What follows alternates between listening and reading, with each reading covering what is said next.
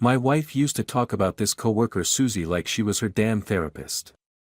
Every other sentence, Suzy said this, Suzy showed me that, Suzy's so funny. At first I thought, alright, whatever, women yap, no big deal. But it started to feel off. Like, why is she texting Suzy at midnight? Why is she laughing into her phone when she thinks I'm asleep? I still remember the first time I heard that name. We were having dinner, this overpriced Italian place she insisted on for our anniversary. She'd barely touched her pasta, just pushing it around her plate while checking her phone every 30 seconds. Sorry, she said, not looking sorry at all. Suzy's having a crisis. I took a swig of my beer. Suzy from work? Yeah. Her thumbs were already flying across the screen. Her boyfriend's being such an asshole. I nodded like I gave a shit. That was the beginning. Looking back, I should have seen it. The way her eyes lit up. The slight flush in her cheeks. The eager little smile that wasn't for me. After that, Suzy infected everything. Movie night. Suzy recommended this film. Dinner. Suzy found this great recipe. Weekend plans. Sorry, Suzy needs help moving. It was like living in a three-person marriage where I'd never met the third wheel. Why don't you ever invite Suzy over? I asked one night, beer in hand, watching her text for the 40th time that evening. Since you two are so damn close. She looked up, startled. Her eyes darted away. Oh, she's shy. Doesn't like meeting new people. Aha. I took another long pull of my beer. Convenient. Things got worse from there. Suddenly she needed personal space. Started password protecting her phone. Taking calls in the bathroom with the shower running. Classic cheater shit that I've seen 1,000 times, just never thought I'd see it from her. 6 years of marriage, and now she's giggling in the laundry room at midnight, whispering into her phone like a teenager. 6 years, and now she's working late 3 nights a week. 6 years, and now her underwear drawer is full of lacy shit I've never seen her wear. Then came the conference. 2 days out of town. Just the two of them. Business trip, she said. Company paid, she said. My gut was screaming the whole time. Which hotel? I asked as she packed. The Marriott downtown. Why? Her voice was casual, but she wouldn't look at me. Just curious. I shrugged, leaning against the doorframe, watching her fold clothes I didn't recognize into a weekend bag. She kissed me goodbye the next morning, all sweet and lingering like she was trying to wash away the guilt. I smiled, played dumb, told her to have a good trip. Then I waited exactly 45 minutes, threw some clothes in a duffel, and got in my car. The drive to Chicago took 4 hours. 4 hours of talk radio and festering thoughts. 4 hours of picturing them together, laughing at me, the stupid husband. By the time I hit city limits, my knuckles were white on the steering wheel. I parked 3 blocks from the Marriott and walked the rest, hood up against the drizzle that had started. The hotel lobby was all gleaming marble and fake plants. I asked for Suzy's room. Company reservations would be under her name, not my wife's, but the front desk guy gave me nothing. No Suzy registered, sir. My stomach dropped. Of course. They weren't staying here at all. I went back to my car and pulled up the tracking app I'd installed on her phone weeks earlier. Not my proudest moment, but desperate times. The blue dot was pulsing about 30 minutes away, some place called the Sunset Motel. Classy. So I followed them. Rented a car, stayed low, watched from a distance. The Sunset Motel was exactly what you'd expect, single-story row of rooms, flickering neon sign, cracked parking lot. The kind of place you pay cash by the hour. I parked across the street at a gas station, engine off, watching room 14 through my windshield. Curtains drawn. Do not disturb sign swinging from the doorknob. Her car parked right outside. 2 hours I sat there, getting more furious by the minute. 2 hours imagining what they were doing inside. At around 7, they finally emerged. My wife first, checking the parking lot like a guilty thing. Then Suzy. And I swear to God, what I saw damn near broke my skull. Suzy wasn't Suzy. Suzy was some 50-something dude in a wig. Balding. Gray goatee. Probably named Stan.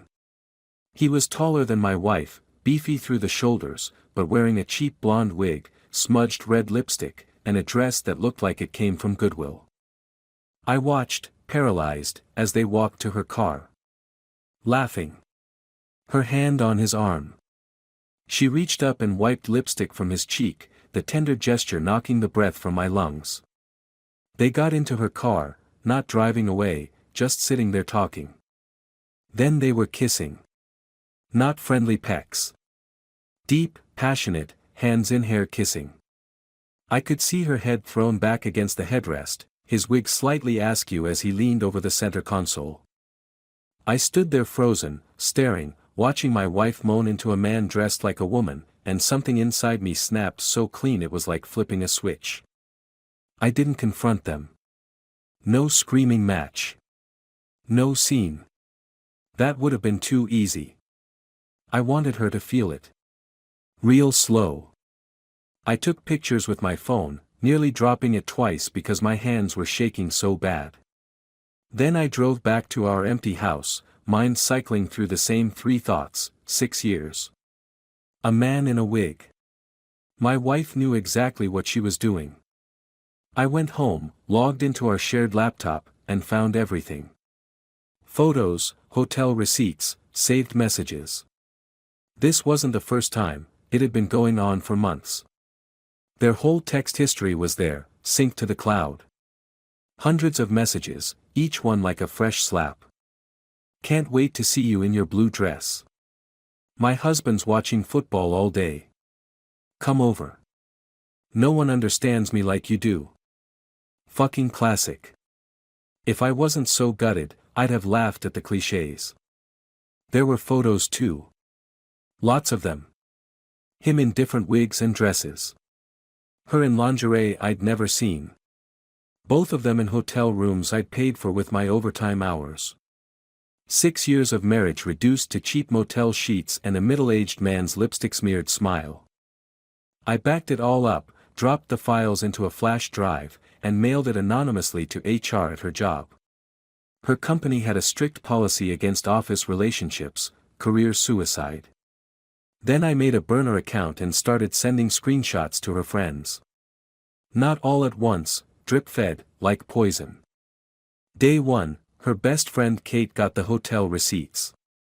Day 2, her gym buddy Melissa got the texts about my idiot husband. Day 3, her mother got the PG photos, just enough to know what her precious daughter was up to. Every day, someone else found out. Her boss. Her mom. Her yoga group. I just sat back and watched the dominoes fall. When she came home from her conference, I played normal. Kissed her hello. Asked how it went. Watched her lie to my face about keynote speakers and networking events. Sounds like you learned a lot, I said, handing her a glass of wine. Definitely. She smiled, relief evident in her eyes. She thought she'd gotten away with it. Really productive. I bet it was, I thought, picturing Stan's hands on her body. The next morning, her phone started blowing up. First Kate, demanding to know what the hell was going on. Then her boss, requesting an immediate meeting. By noon, her mother was calling non-stop. What's happening? She asked me, face pale, clutching her phone. I shrugged. No idea. Work emergency. She lost the conference gig. Got called in by management. Her little circle of girls stopped calling. And Suzy? Or Stan? Yeah, turns out, Suzy had a wife and 2 kids. Guess who got the same flash drive, wrapped up with a nice little bow? I watched from a safe distance as her life imploded. She lost her promotion. Her work friends avoided her like she had plague. Her mother called me, sobbing about how she'd raised her better than this.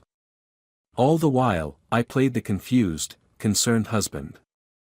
I don't understand what's going on, I told her mother.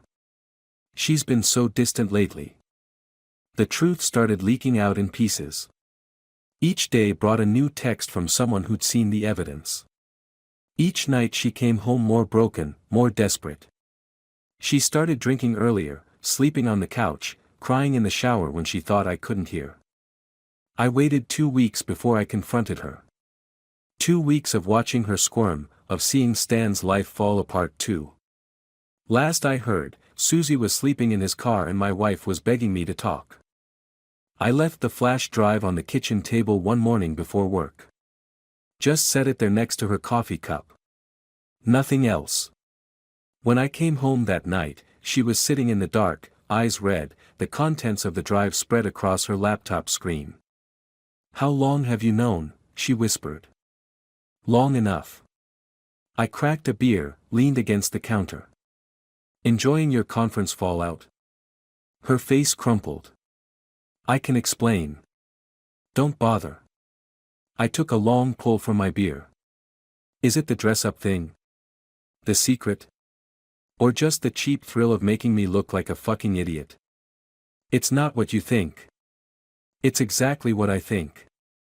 I set my beer down with a sharp crack. "You've been fucking a middle-aged crossdresser behind my back for months.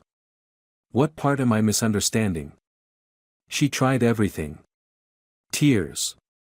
Promises. Even tried to blame me, said I was emotionally unavailable, said she was lonely. Classic cheater's handbook. I let her talk herself out, watching her spiral like a car crash in slow motion. When she finally ran out of excuses, I just handed her my phone, open to the divorce papers I'd already filed. "You can stay at your mother's," I said. "I've already called her. She's expecting you." She was still crying as she packed her bags. Still making promises. Still trying to salvage something from the wreckage she'd created. I didn't answer. I just sent one message to her phone as she pulled out of the driveway. "Next time you trade in your marriage for a clown show, make sure the circus doesn't collapse on your head." It's been 3 months. She's tried calling. Tried showing up at the house. Even sent her brother to talk some sense into me. I changed the locks, changed my number, changed my routine. The divorce will be final next week. Sometimes I wonder if I went too far. Then I remember her face in that car, lit by the motel's neon sign, moaning as she kissed a man in a dollar store wig, and I know I didn't go far enough. The house is quiet now. Just me and the echo of 6 wasted years. But I'd rather have empty rooms than a marriage built on lies. I'd rather drink alone than toast to Suzy and her bullshit stories. Sometimes revenge doesn't taste sweet, it tastes like cold beer and silent rooms and the knowledge that I burned it all down rather than swallow one more lie. Stan's wife took him for everything, by the way. House, car, kids. Turns out she wasn't as understanding about his hobby as he'd hoped. Last I heard through the grapevine, he's living in some efficiency apartment, still dressing up but keeping a lower profile. My wife, soon-to-be ex-wife, is staying with her mother, telling anyone who'll listen that I overreacted, that I'm unstable, that I ruined her life. Maybe I did. But she ruined mine first. And unlike her, I made sure there was nothing left to salvage from the wreckage.